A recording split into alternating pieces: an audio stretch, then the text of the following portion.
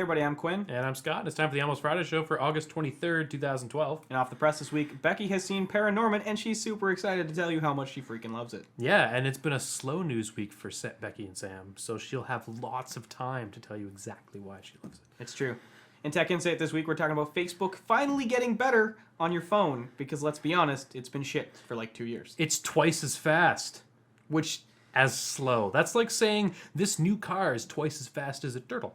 Yeah. Still probably slow compared to other cars. But much faster than it used to be. Yeah. And that's the important part, really. Incremental steps, Facebook. Facebook's like a small toddler. Yes. Well, I guess. Well, Probably, the toddler's probably faster. yeah, it's true. Then we're going to Mad Science, and Sean's talking about a real hover bike that you could potentially own and hover on. I would hope you could hover on it if you're buying a hover bike. True. As Would be opposed to, disappointing. Sailing on it? Maybe, well, if you go on the water, does that... Surfing on it? Can you hover over water? Because that's kind of sailing. These boards don't work on water. Yeah. And behind the lens this week, we're talking about Android on your Nikon camera, because that's right, it's happened. Yeah, they beat Samsung to the punch. It's true. Which was surprising. So, Since, Samsung makes Android phones. Yeah. But Nikon doesn't. Like every day type thing. Yeah. So, details on that. But without further ado, it's time for Off the Press.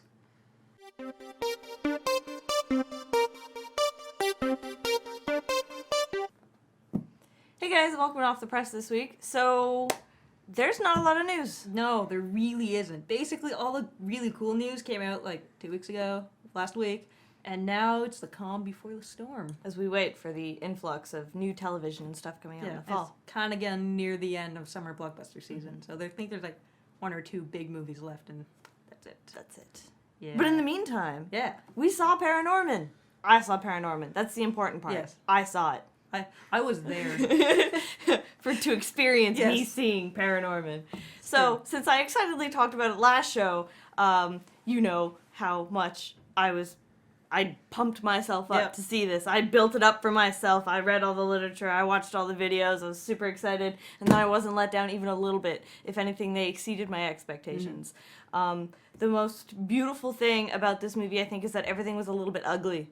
Yeah. Everyone was asymmetrical. The women were all hips, but not in that intense mom way. Yeah. Where they all have hips, and it was about zombies, and it was feel good, and just enough funny. And then the climax of the film hit, and they just kicked the whole thing up a notch visually. Yeah. It's like a boss battle. Like It was floaty no, islands. It was totally a boss battle. There was your kid, and then like a big floaty island, and a swirly thing, and Yep. then your main bad guy. Crazy anime hair. Yeah. Whoa. I think I've played that in Whoa. like Final Fantasy or something. It was so cool. Yeah. It was super good. But then at the same time, like, the emotional connect was super there. And I can't recommend this movie enough No, really to good. anybody. I can't think of a single person who wouldn't find at least one thing that they would enjoy about seeing Younger this film. kids might find this a little bit scary. Yeah, but depending on what you're exposed to, I'd It's say true. it's easily safe for anyone 5 and up. yeah, definitely. Could definitely take this film in. I'm probably going to go see it a second time on a Tuesday Good call. just to get it in more. I already talked about the fact that they 3D printed all the lip sync for the Oh, faces, my so they God. animated it and then went in and reanimated it. Yeah. And then used a 3D printer to print off all the lip sync, and then went in and hand painted like the rosy cheeks and all the I know, lips it's back on and crazy. stuff like that. Like, super And intense. I don't mean this in a bad way, but you could totally tell that was 3D printed. I was like, oh, that's 3D printed. That's so cool. And it adds a bit of a cool kind of graininess to it that changes every frame, and it's like, oh, yep, it's really cool. So I thought it was pretty Visually awesome. It's pretty much beautiful. Very awesome. If you go see it, wait until after the credits, cause a cool thing happens. A really cool thing happens. It's pretty cool. Yeah. Yeah, Because we're nerds. absolutely. Yeah. Yeah. So that's my thing that I'm really excited about that I took in. You brought in a thing. I brought in a thing. So this came out 2 weeks ago. I was a slacker and didn't know it came out, so I couldn't stand in line for it. But Scott Pilgrim, color edition. Hardcover. Hardcover. Big. It's really big. It's so the art Brian Lee O'Malley. It's colored by Nathan Fairbairn. Yes. Fairbairn. It's colored. Also Canadian. Also Canadian. So basically it's just the same except in color, and some things have been slightly touched up, Yeah. but nothing like plot changing or mind blowing or anything Yeah. crazy. As per a recent interview, apparently the changes and redos in terms of actual artwork get more drastic as the volumes go on, but for Yeah. this one it's mostly facial redraws and then model adjustments in terms of hair and things like that. Yeah, things just to make it more consistent with the later issues, just to, consistency. Also, the panels aren't cut off on some of the pages like they were with the first Yay! one. Yeah. There's also a buttload of extra features, like concept art. There's some reference photos of like the door of Scott Pilgrim's house and the thrift store and all that really cool stuff that if you follow Brian Lee O'Malley on Twitter and Tumblr, you've probably already seen, but it's really cool to get it on dead trees. Mm-hmm. Because this is awesome. It's pretty beautiful. It's pretty awesome. So this was $24.99. A little pricey for a hardcover of this size, but you can probably pick it up a little bit less on Amazon. Yeah, I believe the pre-order for it was about 13. Okay. And so I think it goes back up a little bit Yeah, in price probably. now that the pre-order's over, but it's still not going to be the $25. You can probably get it for $20 on Amazon. Yeah. That's probably a my safe best bet. guess. Yeah, and I'm not sure. It doesn't say. Okay, it's $24.99 US. So some Canadian retailers might charge more, but if you go to an awesome place, like where we go to, it's the US price. $24.99. Don't pay more than $24.99. No, don't do it. Our dollar is the same as theirs, It's basically. basically the most same. days. Yeah. Most days. Come on, guys. Also, another thing that came out recently, but if you go on the internet, it hasn't come out until September 1st. Weird. It's Amulet Volume 5 by Kazu. His last name starts with a K, and I can't pronounce it. It's kind of a Japanese last name that really hard. No. Anyway, so it's Volume 5. I bought it 2 weeks ago. I haven't read it because I've been busy with things and stuff. But according to the internet, it hasn't come out yet. It doesn't come out till next week. So if you read it before next week, you're Yeah. still topical. I'm still good. All right. Yep, so apparently I was surprised that it came out, and the guy at the bookstore was really surprised that it came out, and we had a, it came out kind of moment, so That was cool. it was cool. And the last thing we have for you this week is some Canadian content. Woo! All right. Known as PigGoatBananaMantis. All one word. Yeah. But that thing where each word within the word is awkwardly capitalized, so that's difficult for you to read. Oh, awesome. Yep. It's basically the video when you watch it is basically looks like a TV promo for a show. It was conceptualized, directed, art directed, all that stuff by Dave Cooper and Johnny Ryan, and then animated completely by Nick Cross. Yep. My connection to this is Nick Cross, who has done a number of animated films like completely on his own that I Sweet. really enjoy. He's kind of a storyboard artist by day, filmmaker in his basement by night. And That's pretty his awesome. wife does some pretty cool cartoons too. Marlo Meekin's cool stuff. But it's got that Ren and Stimpy feel. Yeah, it's kind of like, but for my uneducated Yeah. opinion, it's kind of like Ren and Stimpy meets SpongeBob, where it's not as unfinished as Ren and Stimpy and kind of shiny like SpongeBob. Smash them together. It's Yeah. kind of that weird spastic humor. Yeah, It's kinda it's got fun. that highly rendered irregular shape thing that's Yeah. becoming popular in cartoon circles, and it's basically just really unique looking and Oh, super yeah. pretty. We're not. I think they have a whole TV pitch thing kind of related to it, but whether or not they're actively seeking to do that is unknown. But the video's fun. It's hilarious. It's just fun. It's just weird and cool. So watch it a couple times. Yeah. Moving on to new releases. Nothing cool came out. Nothing at all. There's a Bike Messenger movie. That's about it. Yep. Yeah. Next week we'll talk about Fan Expo, so Yeah. that'll be better. We promise. Hopefully.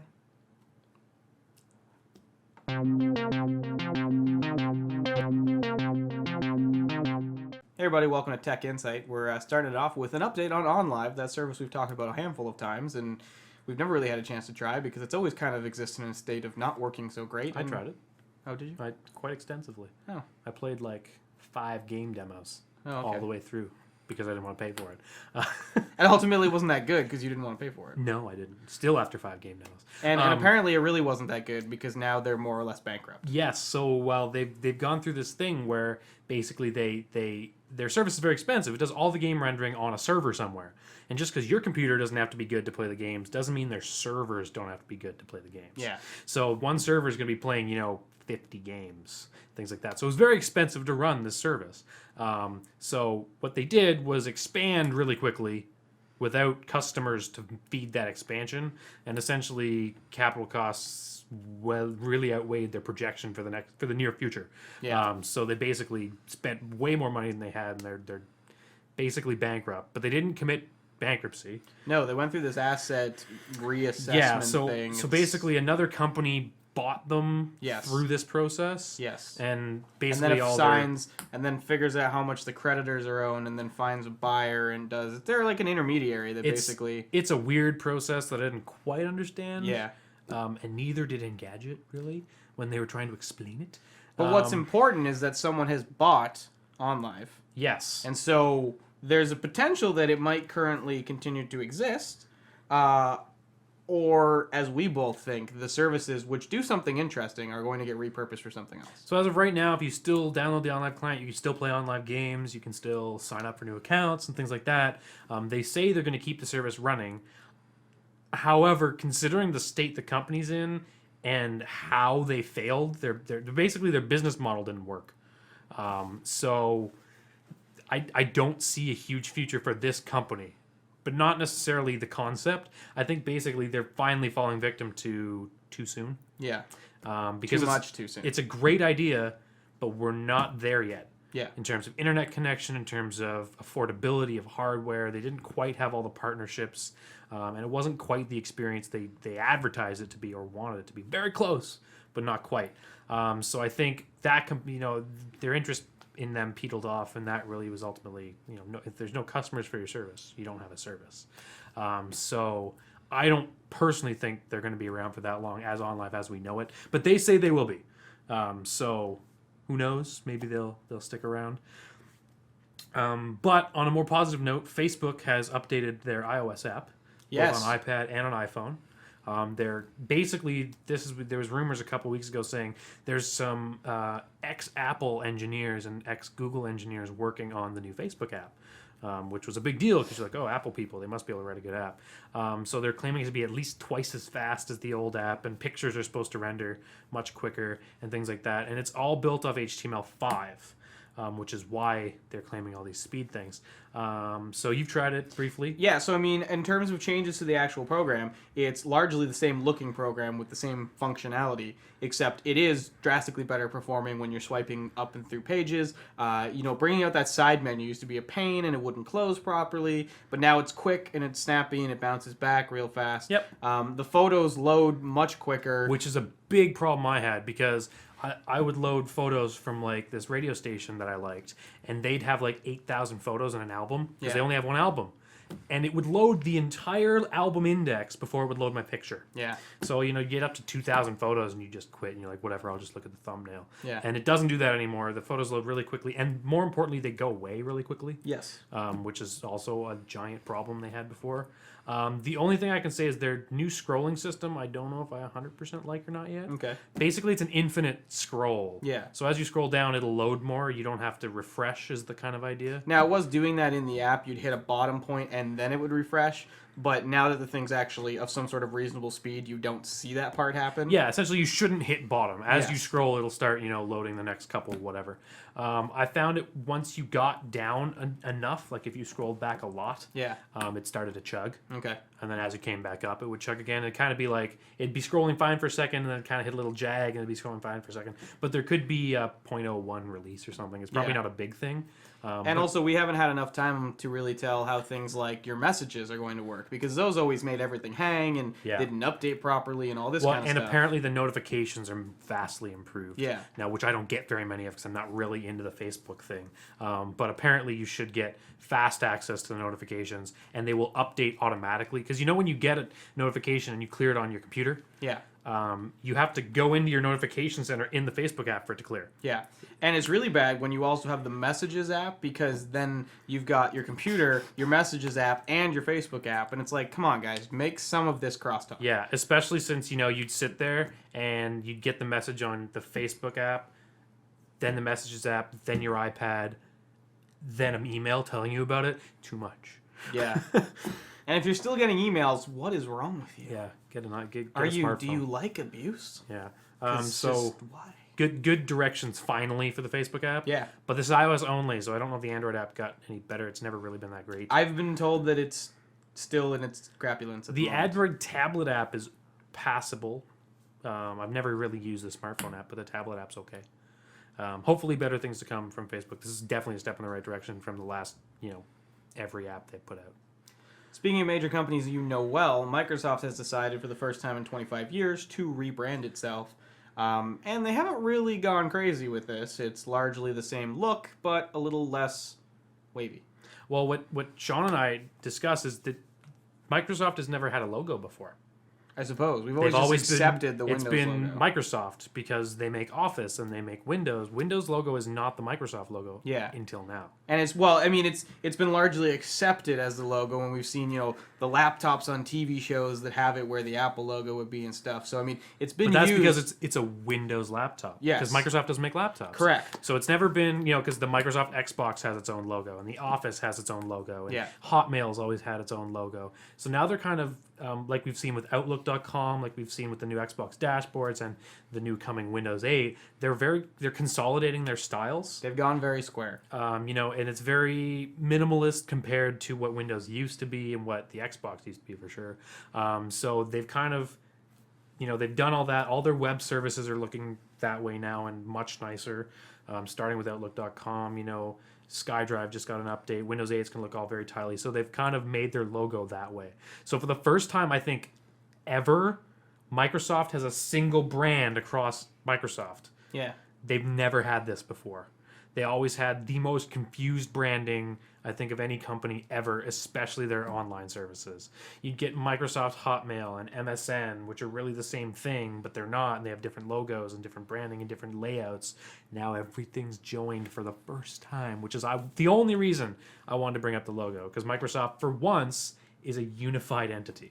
And I do like that they've made the subtle change of basically removing the italics from their name. Because I really felt that although the italicized Microsoft is a well-known, in terms of font, is a recognizable thing. An italicized font was really a product of the 90s. Oh, absolutely. And so we've moved on to something that's a little bit more up-to-date, even though it's really just taking your whole thing and going like this. Yeah, and it's very simple, but I like the Windows flag on it because it has all the colors identified with the different services. It has the Xbox green. It has the Windows 8 blue that they've always been using for Windows 8 stuff. It has the new Office red and, that other color. I don't know. Yellow. Sure. Windows Phone yellow. I guess. I don't know. Hotmail? No, Outlook's blue. Yeah, but... Okay.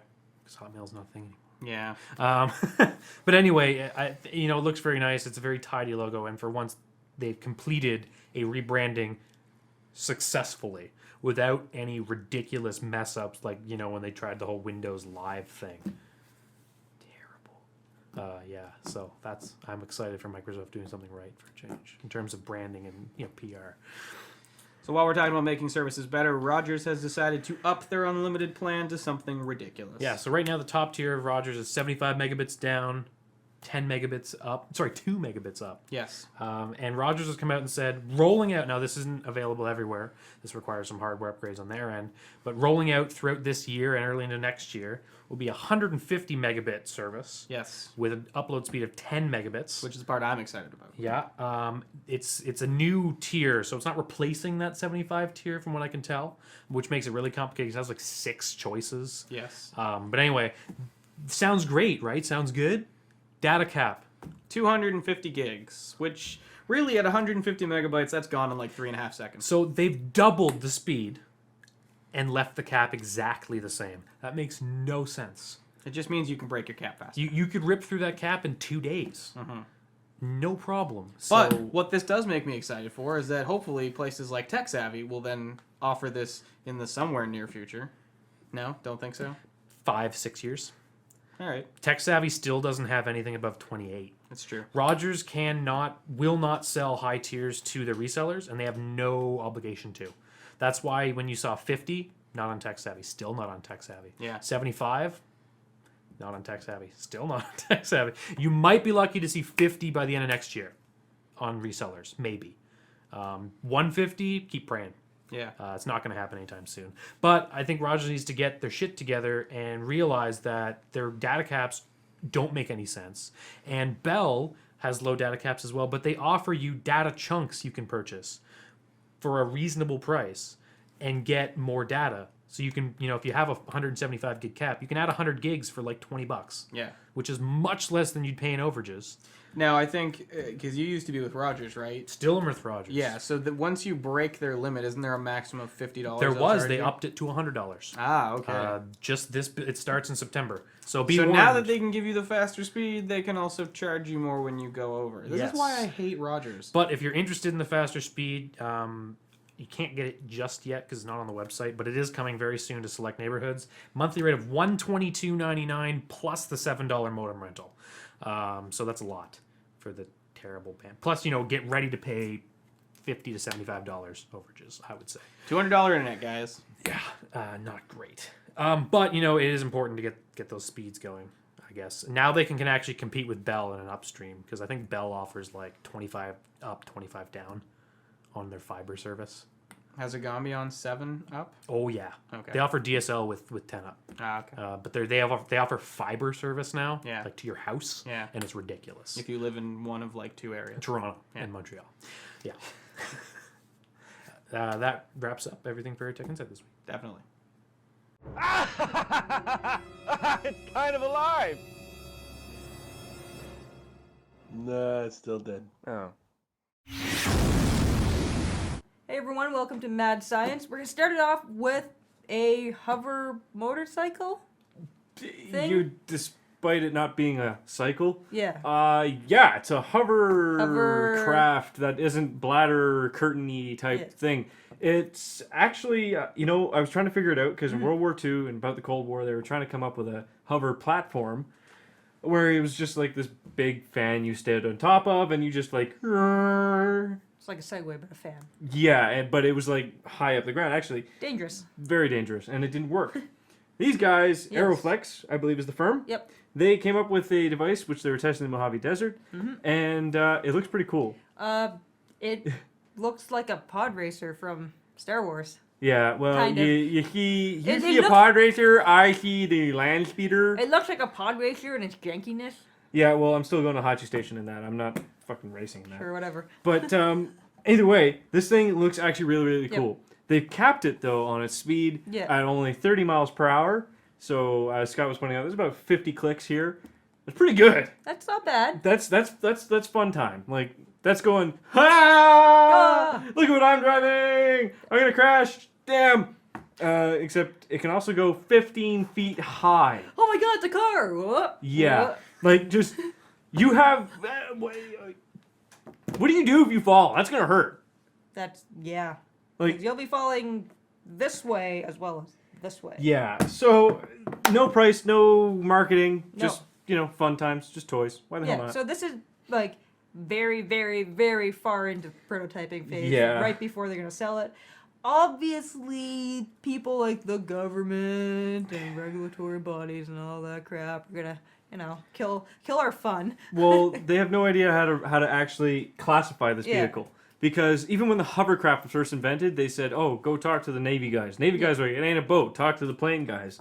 Yeah. And the Air Force was like, "That ain't a plane. It's a Talk to, recreational vehicle of some kind. But Exactly. what kind? They're not sure how they're gonna do this. It functions by using 2 big blades Yep. with air ducting. So if you guys probably watch the MythBusters, because who doesn't? When they tried to make their jetpack or fan pack, Yeah. same idea, It's like except that. much more powerful Yeah. underneath you. Basically, the size of your average family car, but you about- sit in the middle like you're riding a bike. Yeah, but it seems to be rather responsive too. Yeah. For a prototype and for something that is just, for funsies, this thing actually maneuvers quite well. It is able to turn, completely. Yeah. And then it's able to, even bank into things. It's pretty cool. It's crazy. Yeah, it is crazy. I want one. I think it'd be a lot of fun. Kind of want one too. Moving on to something more robotic. Yeah. Something that you're really into. Yeah, the Robot Hall of Fame from Carnegie Mellon. Yeah. Sam actually told me that this was going on because I had completely neglected to even look at it. And I'm very happy you did So- because they're taking inductees. Yes. So right now they're doing voting right now for the 2012 inductees, the Robot Hall of Fame. So this has been around for quite a few years, I believe. Since 2009, Yeah, 2009. something like that. Basically, they take a bunch of robots that are real as well as fictional, and they categorize them, and then the people vote on them, and then the winners get inducted. Yes. And it's kind of neat. Like they were doing comparison between Wall-E Yep. for like domestic / other Yeah, kind of strange robots. It's like fictional domestic robots. Yeah, so there was Wall-E, Rosie from the Jetsons, and Johnny Five from Short Circuit. So you can vote right now. Go to robothalloffame.org and you can start voting. Pick Rosie. Please. Because Wall-E, although cute, is just Johnny Five. Yeah. And Wall-E is too new. Like, Wall-E came out just a few years ago. Rosie's been around for like 50 years. Yeah. She's It's old. a long time. But she hasn't stopped. She's wise. I wouldn't call her wise. Occasionally. Just uncomplaining. Although Yeah. she does complain. A little. She's kind of smart aleck. Anyway, Yeah. Rosie, I think, is probably your best bet. That's me Definitely. and Sam. Yep, there are 5 different categories to choose from. I don't remember them off the top of my head right now, but there's like research, science, Education, and a education. couple of others. yep, and the fictional one as well. Yeah. So, It's well, pretty neat stuff. Check it out. It's a pretty actually neat annual thing. I'm glad they Yeah. started it. Because I imagine next year is when we're going to see some really crazy ones. Because there's been a whole bunch of robotics and cybernetic. there's also a physical hall of fame for, yeah. for these robots, Which is really cool. which is cool. So, moving along from robots, basically for their programming, we can help Yep. them now. They have figured out, finally, how to use DNA to store data. And not some measly bytes of data. 700 terabytes will fit in, well, the estimate's about a little over a gram of DNA material. That's a lot of data. That's a lot of data. And for something that has been so hard to figure out how to encode, Yep. they've got it down. Basically, cells. They were using cells before, so they just sit there and go, "Oh, here's the genome of this cell. We'll just put some data in. Oh, great! It mutated. Oh. Crap. Well, or the cell died. Well, we've lost our whole paper. Great. And it's like, oh, there's my homework. Yeah. So what are you going to tell your teacher? My dog didn't eat it. It just died. So they figured out. George Church, who is a synthetic biologist, he figured it out. He created a chemically synthetic DNA, basically structure, Yep. which he used a 3D printer, which is, well, not a 3D printer, an inkjet printer, which is really cool, and just a little glass thing, slide. Thing. Yeah, just wee slide. So all he did was he just had it print the DNA into an encoded pattern of course, GCAT, instead of, ones and zeros. And he was able to actually print this out, have it be stable, Yep. and make multiple copies of it. So basically, he's got an error checking mechanism built in. So there's multiple copies of this data. So if he put in like incidentally, a genetics textbook, which he co-authored apparently. So he encoded that into DNA, and then decoded it back into digital data. Took a gene sequencer and a lot of computing power, but he did it. And they were That's able the to important estimate exactly. They were able to estimate though that 700 terabytes can be held on just such a small amount of material. That's huge. It's crazy. And the actual error rate is less than normal magnetic hard drives of today. So that's crazy. That's something that they were saying was like basically 1 or 2 typos in an entire book. Huh. And that's single letter typo, not like whole word. Yeah. That's a single letter that's misplaced. That's crazy. That blows everything out of the water.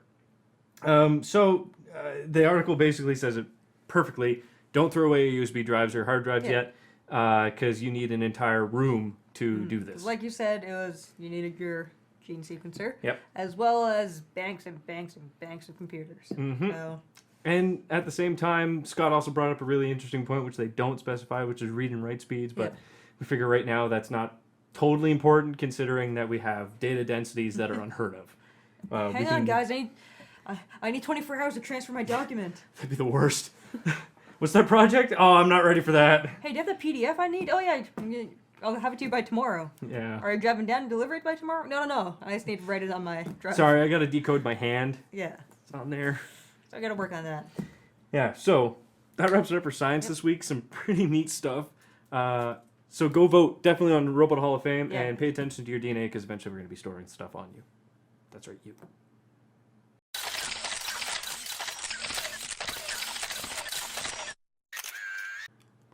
Hey everybody, welcome to Behind the Lens for this week. There's been some camera announcements this week. Always. Some pre-photo Kina camera announcements. Yeah. Nikon's got a bunch of stuff that we're going to talk about. Some interesting stuff from yeah, Nikon. yeah, some not sheep in a herd stuff. Yes. For sure. Now, unfortunately, we have to talk about first Pentax is some less. And interesting- Pentax is really big on not sheep of the herd, but never by doing it in a functional way. It's kind of like, we're quirky, and it's like, that's great, move on. So we're going to talk about the X5 first, which is another classic example of Pentax taking two things that are good and making the worst parts of them into a camera. So the X5 is a super zoom point and shoot that's the physical size and shape of a digital SLR. So you're carrying around something that's bigger and larger and heavier with a sensor that's the smallest that you find in a camera at a 1/2.3 inch sensor. So your image quality is going to be the same as that $100 point and shoot, but your size is going to be like carrying around that $600 D3200. So I don't really understand the point. No. There's literally nothing spectacular about this camera. It's 26 times optical zoom, which is kind of par for the course, if not low in comparison to some of their competitors. It's a 1/2.3 sensor, which is the smallest that you'll typically find in a camera. It shoots at 10 frames per second, which isn't anything new. It shoots 1080 30p video, which isn't anything new. It's got a really lackluster 460,000 dot LCD screen and an even worse 230,000 dot electronic viewfinder, and it runs off of AA batteries. So essentially, normally you'd carry a big SLR because you get the nice photo quality out of it, or Yes. you'd carry a small camera because you're okay with not as much control. I mean, that's and things exactly. But So, I you mean, don't want. That's if you're carrying around a digital SLR, you're getting pictures, but you regret that you're carrying around a digital SLR because it's big. And if you carry around a point and shoot, you're not getting as good pictures, but you are happy you're not carrying around something big. So this is a combination of carrying around something you don't want to carry around and getting the pictures you don't want to take. Kind of like how the Pentax Q was interchangeable lens cumbersomeness with poor point and shoot, poor quality pictures. I just don't understand who's making these decisions at Pentax. The estimated price point for the camera is supposed to be somewhere between $250 to $300, which Not terrible. which isn't terrible, but that's again middle of the road, and really there's nothing special about this. I mean, it even has a mode dial on the top like an SLR, A giant mode dial. but you don't have aperture priority or shutter priority or raw shooting. Which makes the mode dial essentially am I shooting in auto for photos or a video? Yeah. More or less. And if you're going to carry around something as big as an SLR, you could at least give us raw. So it's stupid. Yeah. What the hell, Pentax? You wonder why you're not selling cameras. It's because you're designing the cameras that are a combination of all the things everyone hates. That would be like trying to market a convertible minivan. It just doesn't make any sense. Even though it might look kind of cool, no one would buy it. Okay. Would you buy it? No. Okay. Yeah? No. But they What you really... talking about? When the kids will poke holes in it with their Who straw... says I have kids? Well, then you just Be not that allowed... creepy old man with a minivan. Are It'll you- be okay because I have Are a you convertible. or are you creepier because it's a convertible? Yeah, that's fine. Because But by then, I'll be excited about the you're just gonna be creepiness. like jump in my moving hot tub. Yeah, more or less. Yeah. But so if you wanted a small camera that was small still, Yeah. and took pretty good pictures and was nice and simple, unlike the giant camera we just talked about, Nikon does have something for you. It's true. So Nikon announced the S01, which is really, really small. It's slightly bigger than a business card in terms of its height and width. It's obviously thicker than a business card because that just doesn't work. Which would be awesome, but Yeah, but then you'd snap it. or It'd be lose like it crap. or step on it. Yeah. So it's a pretty bare bones camera. It's a 2.5 inch screen. It's 10 megapixels, I believe. It's a 3 times optical zoom. There's really nothing to write home about except for the fact that it's probably smaller than an average man's wallet. Well, I mean, it's definitely Smaller than my mine. wallet Yeah. for sure. Smaller than a pack of cigarettes. Depends on the size, maybe. No, I would think it's like about the same size as even Like like a the little King half pack or size, whatever. whatever they're called. I don't smoke, so. So I like this because this is Nikon going. You want something that has a shutter button and maybe zooms and takes a better photo than your cell phone does. But we understand that you all wear skinny jeans, and so a regular camera doesn't fit in your pockets. It's a very good hipster camera. It is. It's true. Except if it had Instagram. Does it have filters? I think so. Then it's the hipster. It'll fit in your skinny jeans. It's simple, so you can't be confused by it. It's a touchscreen too. See? It's perfect. Totally. You just need a PBR sticker and we're there. Yeah. And I almost it almost hit the nail on the head as a grandmother camera. Except it's too small. Well, I think even the size they could probably get around, but the problem is that grandparents always want viewfinders, and this True, doesn't have a true. viewfinder. But why it's almost the perfect grandparent camera is it has a shutter button, a zoom button, a power button, and then one menu button. So it's like I get so many people that are like, why can't they just make it with one button? It's like, well, because that wouldn't work. But if they had like 3 buttons, maybe, and that's this freaking camera. That's true. So if you got grandparents with small hands. Yeah. So estimated retail price about $180, which I think is pretty good. Yeah. I mean, it's an average camera, but what you're getting Well, is and I think anything below 180, 160 bucks, people start going, well, this is going to be a piece of junk. yeah. And really, in this point, you've got the touchscreen and it's super small. So I kind of think it's a cool I camera. think it's a cool camera. I dig it, and I hope it does well. To continue on with the trend of making good decisions, Nikon has updated their P7100 to the new P7700. Now, the first thing I'm going to say is that for all of you people who like the rather shitty optical viewfinder that the P71 had, it's not there anymore. You can go cry in a corner. It was bad. It doesn't matter. They have replaced it, however, with a tilty, squibbly $920,000 LCD screen, which in my opinion is much more usable than a janky, parallax erroring viewfinder. What they've also done is updated the lens to be an f2 to f4, so it's one of the quite bright, brightest. yeah. But that's at a 7 times optical zoom, which is still the most you find in these sort of performance point and shoots. Yeah, Most of quite them good. top at about 5, so now you're getting 7 with still a bright lens. And it also shoots 1080 30p, which again, we're just starting to see the performance point and shoot shooting full HD because they are using larger sensors and More processing. all that kind of stuff. So it's nice to see that it's doing 8 frames per second on a 1/1.7 size sensor, shooting 1080p with a nice big tilty swivelly screen. I like this camera. It's pretty good looking. It is good looking. They've kind of Yes. like it's a combination, and I feel of like the Nikon V1 with the P300 and then some P7000 thrown in there. So it's like a couple of cameras mixed together, but it actually managed to birth some sort of rather good-looking child. Yeah, looks good. So I dig it. I think it's gonna be pretty cool, and I liked the P7100. I thought it was a good camera overall. But the one that we really want to talk about is the S800C, which is like the worst name ever for such a cool camera. And it's a cool camera because it's got freaking Android on it. That's right. And it's shipped the with, first camera to do it. with gingerbread. Yes. Yep. So it's running Android 2.3, and it's got a 3.5-inch OLED touchscreen, which is great. I mean, OLED, 1, looks fantastic in all lighting conditions. And 2, because it's an OLED touchscreen, I've got one of those on my Olympus OMD. They are much more touch responsive than a lot of the camera touchscreens have been to this point. And that's definitely something that's important for a camera like this that Yes. relies on actually having an operating system. And the ability to, in a lot of the phone operating systems with touchscreens, the swipe responsiveness is terrible. Yeah. So, you do a lot of swiping in things like Android. So if Yes. they didn't quite have that, it would really remove the purpose of having it at all. Absolutely. It's no slouch on the performance department, though. It's a 16 megapixel backlit CMOS sensor with a 10 times optical zoom, and it's still rather compact. And I think it's going to be retailing for approximately $400, which I feel is pretty fair. That's about $100 more than you would normally pay for a camera with those features, but it's got Android on it. And not Yeah. only is it's not running some sort of like hybrid Nikon Android, it's got the Google Play Store on there. You can go download Facebook and Instagram. And like, okay, as much as I don't want to be someone who says that we should all go Instagram the crap out of our photos, I love the fact that a camera is now doing it. And I want to see this technology happen more because I've been saying for years that this is what makes sense on cameras, is having cell phone operating systems that allow you to jump on Wi-Fi networks and post to Facebook and do all those things your phone's been doing for your camera now, but you're still taking great pictures. So I think it's pretty cool. Yeah, definitely something new and something I'm surprised that it's Nikon doing it.